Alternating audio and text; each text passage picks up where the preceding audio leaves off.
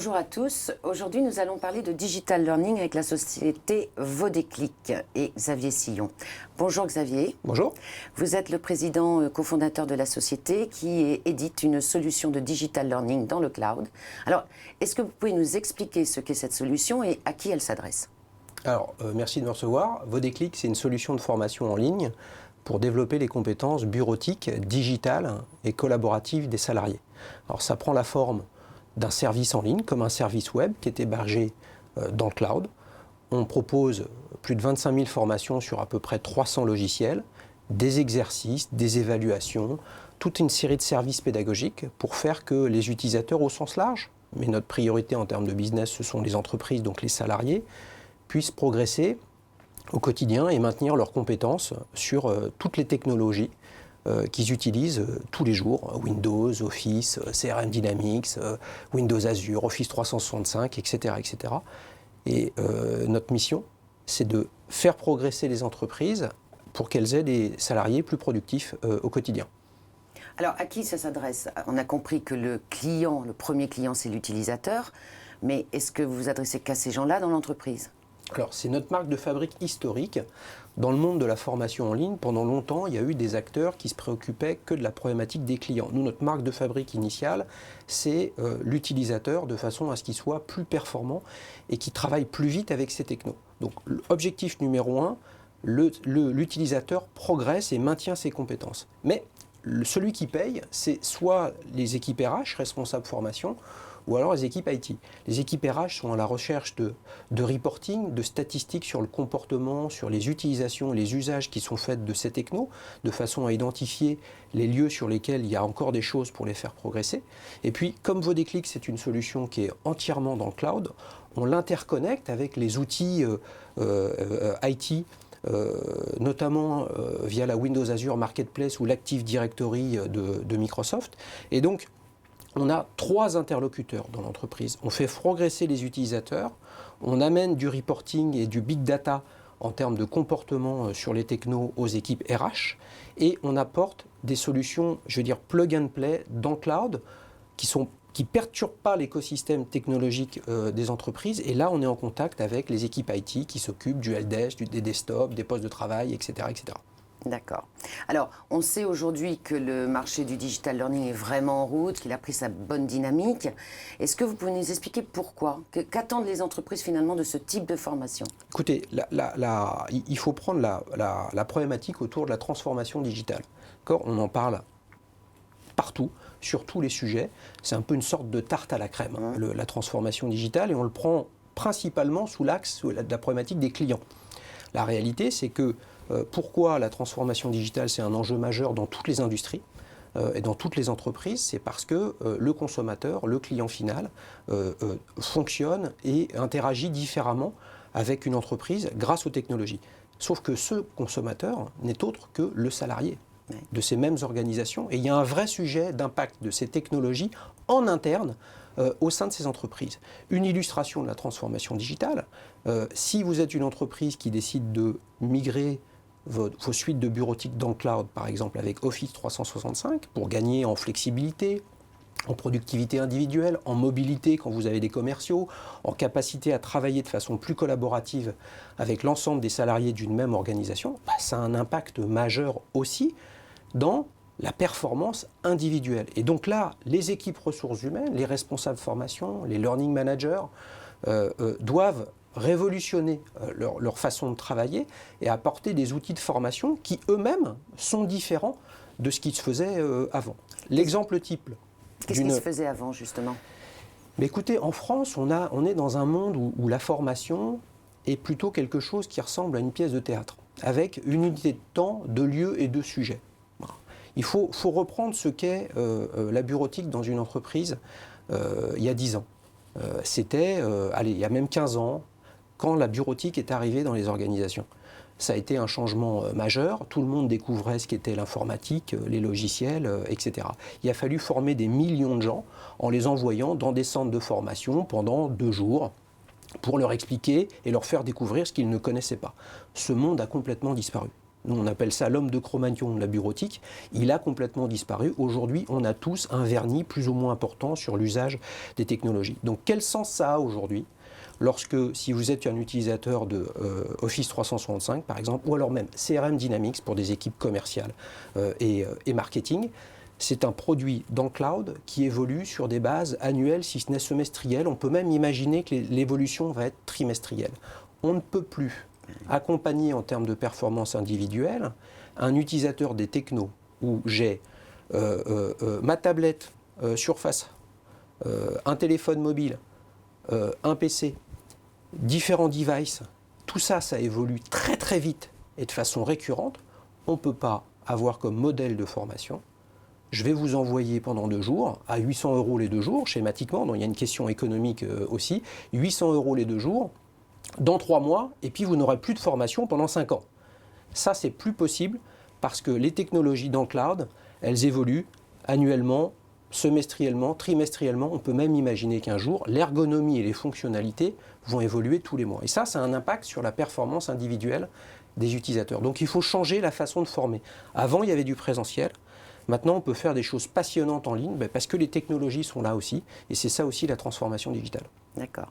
Alors, c'est assez clair tout ça, mais qu'est-ce qui fait la différence de la solution Vodéclic par rapport aux autres solutions de digital learning sur le marché? Quels sont vraiment les points de valeur ajoutés que vous apportez aux entreprises? La première chose, c'est qu'on fournit une solution, je vais dire clé en main, qui comprend la technologie, le contenu de formation, tous les outils d'intégration pour nos clients et toute la partie reporting. Premier sujet essentiel, les sujets de formation qu'on est capable d'adresser.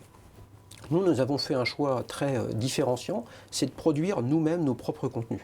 Donc Vodéclic, c'est une librairie de plus de 25 000 formations sur un peu plus de 300 logiciels en 6 langues, en français, anglais, espagnol, portugais, allemand et mandarin. Avec cela, on peut accompagner toutes les entreprises qui sont impactées dans leur productivité, tous les salariés qui sont impactés dans leur performance individuelle par ces technologies dans le cloud, on peut les accompagner dans le monde entier. Si je prends le cas par exemple de Thales, Thales nous fait confiance pour développer la performance de tous leurs salariés dans le monde de façon multilingue. Thales, qui a 75 000, je crois, ou 76 000 salariés dans le monde, ils ont besoin d'une solution multilingue. Ça, c'est un premier élément différenciateur.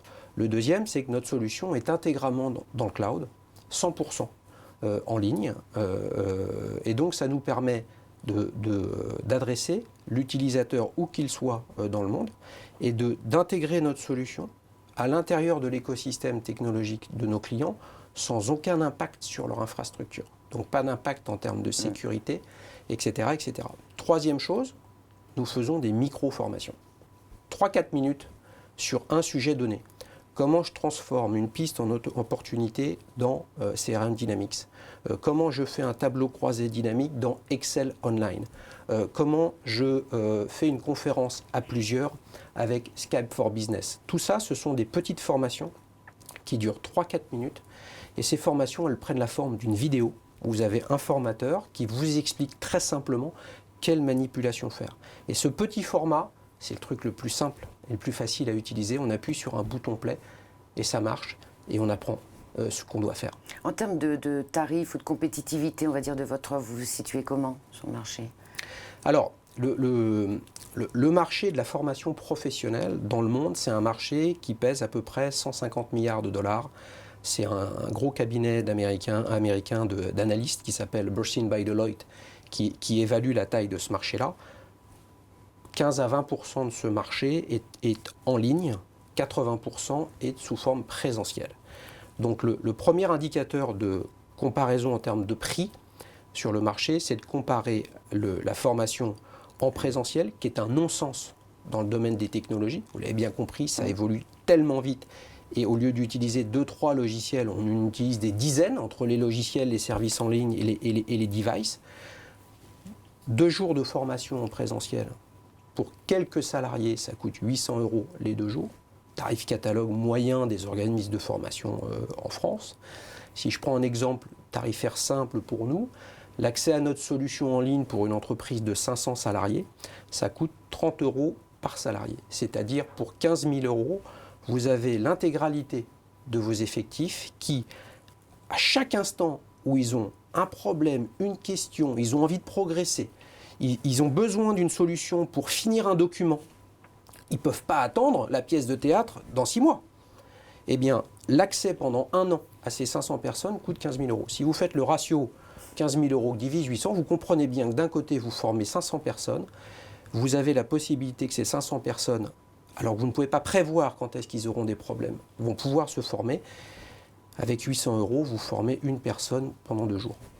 L'écart en termes de prix est extrêmement important et fondamentalement, et les résultats de notre entreprise, peut-être qu'on en parlera après, le démontrent, la performance pédagogique de notre produit va bien au-delà d'un message unique, normé, que vous pouvez recevoir pendant 2 jours et puis après, pendant 5 ans, plus rien va se passer pour vous, sauf que les technologies, elles auront diamétralement changé dans les 5 prochaines années.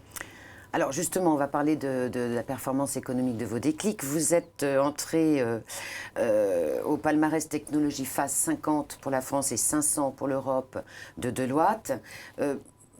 Et donc vous êtes reconnu comme l'une des entreprises les plus performantes du secteur des nouvelles technologies. Alors comment vous expliquez d'abord ce succès et est-ce que vous pouvez nous donner quelques indicateurs clés ou chiffres clés de votre entreprise? Alors, ce classement est établi chaque année par le cabinet Deloitte. Donc notre chiffre d'affaires a progressé sur les 5 dernières années de plus de 1500%. On a fait 1 350 000 euros de chiffre d'affaires en 2013 et 1,8 million en 2014. On prévoit 2 800 000 euros sur l'exercice 2015. Notre performance provient de plusieurs choses. La première, c'est le produit qu'on développe avec des ingénieurs basés en France, avec une équipe pédagogique qui est basée en France, entièrement dans le cloud. Et ce produit-là fait la différence sur le marché. Vous vous souvenez de cette publicité Danone pour les yaourts il y a une quinzaine d'années, et vous goûtez et vous sentez la différence. Eh bien, quand vous pouvez présenter un produit dans le cloud à un client, il peut l'essayer très simplement, eh bien, il voit la différence qu'il y a sur le marché. La deuxième raison, c'est l'innovation qu'on a amenée en termes de regard sur la formation. Au lieu de proposer une solution de formation qui répond aux quelques personnes qui osent aujourd'hui lever le doigt pour dire « j'y arrive pas avec Microsoft Office, ça change trop souvent, j'arrive pas à tirer le maximum de ces nouvelles fonctionnalités qui sortent », eh bien nous, on a amené un modèle, comment dire, à l'époque on parlait de, ça ressemblait à Deezer comme la musique en ligne, maintenant on dirait plutôt Netflix, c'est-à-dire un abonnement qui permet à tous les salariés d'avoir accès à une ressource pédagogique qui est tellement importante. On a le plus gros catalogue à proposer en termes de formation sur les compétences digitales.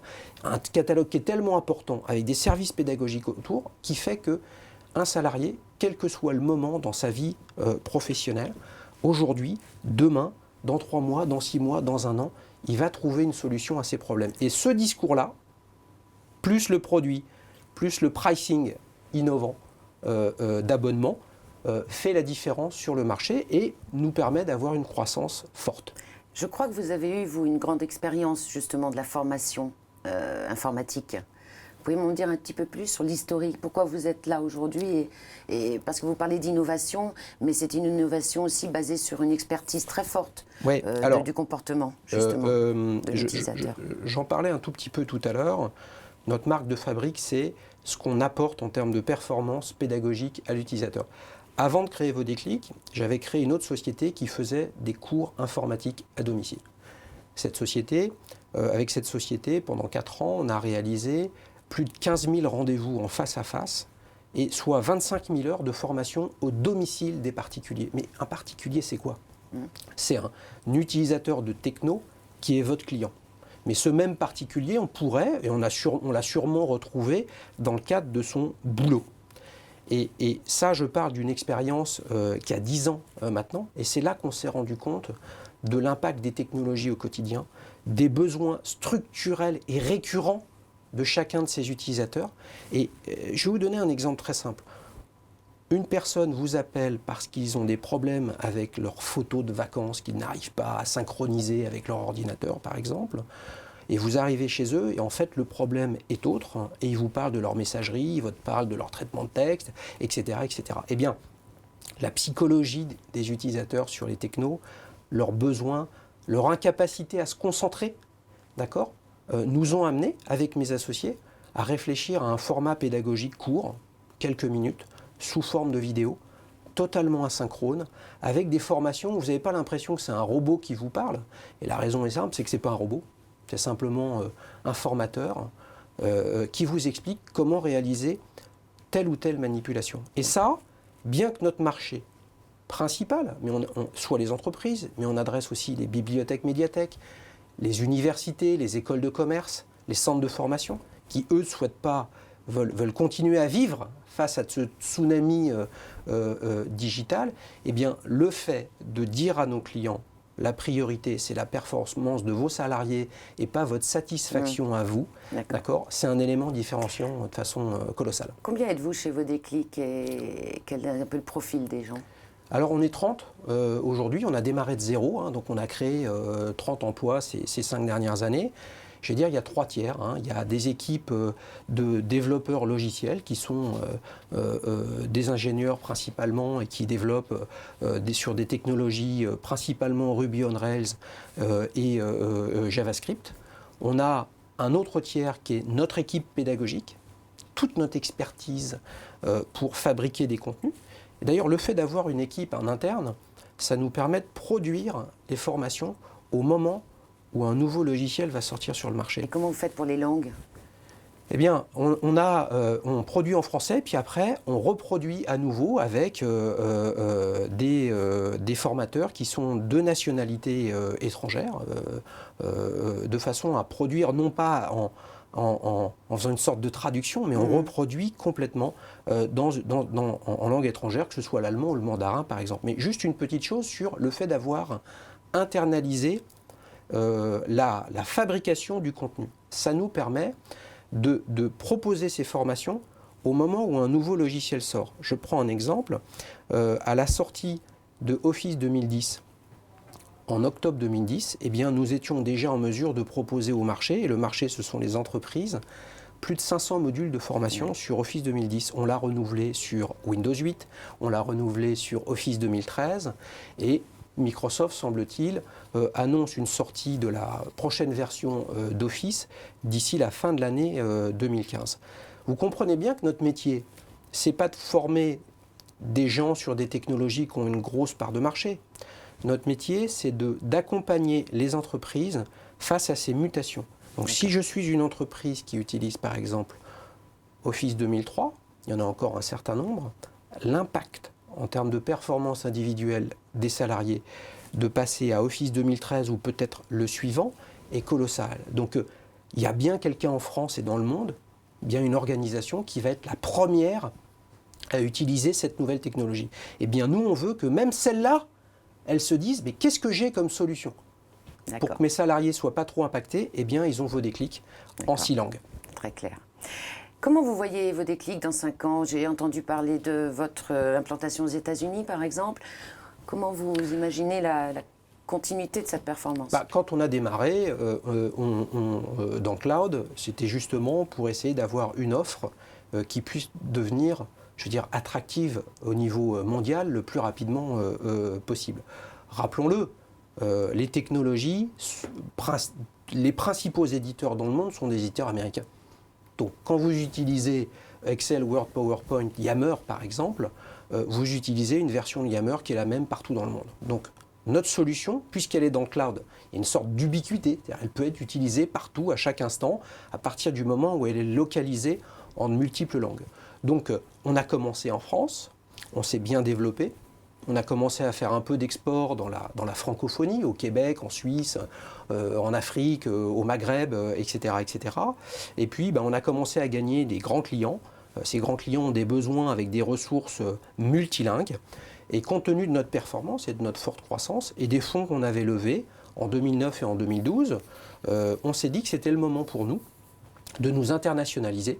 Et de fait, le premier marché sur lequel aller était le marché américain. Donc Vodéclic a créé sa filiale en avril 2014 à New York pour développer le marché américain. On a de très très bons résultats en termes de performance. On a gagné des clients sur le marché américain contre les mêmes concurrents américains qui, pour certains, existent en France. Donc notre volonté sur les 5 premières années, c'est de continuer à grandir. C'est pour ça que nous travaillons là activement sur une 3e augmentation de capital, entre 3 et 4 millions d'euros, dont la vocation est de nous aider à continuer à grandir sur le marché français. On est encore une start-up dans l'esprit, on l'est peut-être un peu moins en termes de taille.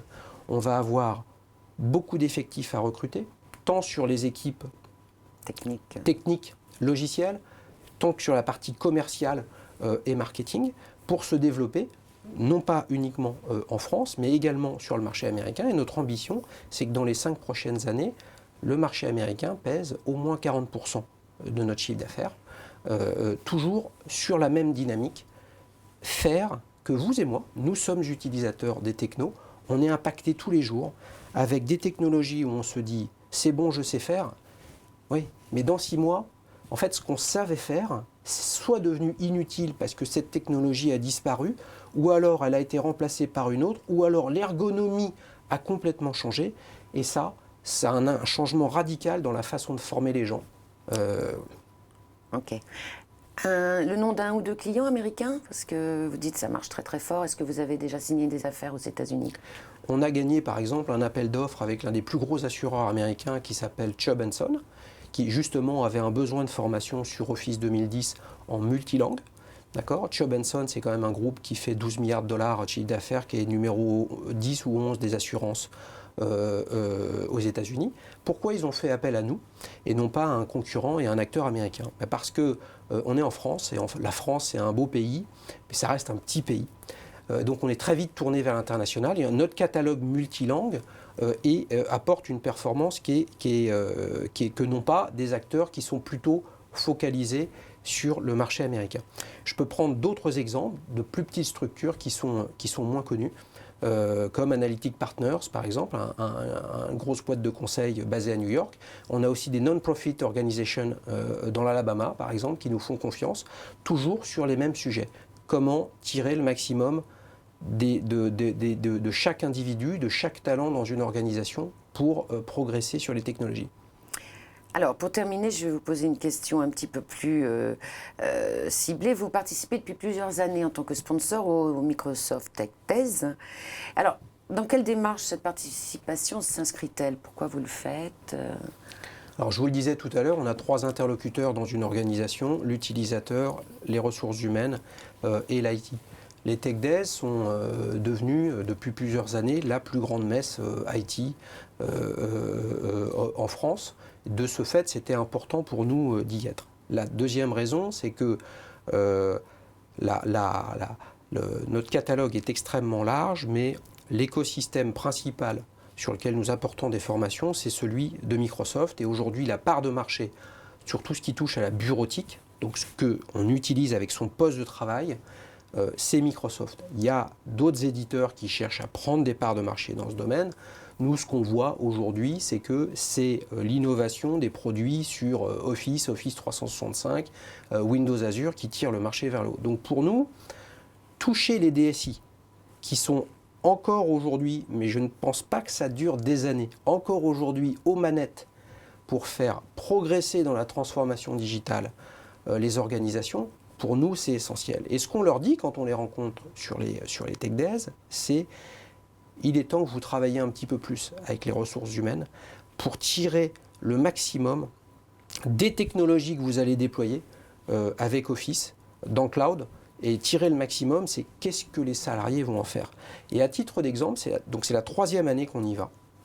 Ça fait 3 ans que personnellement j'anime une conférence qui s'appelle « Réussir sa migration » sur Office 365 en formant les utilisateurs.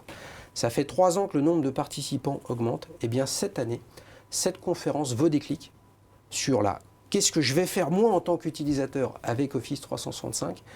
C'est la 5e conférence qui a attiré le plus de participants. Sur combien de conférences?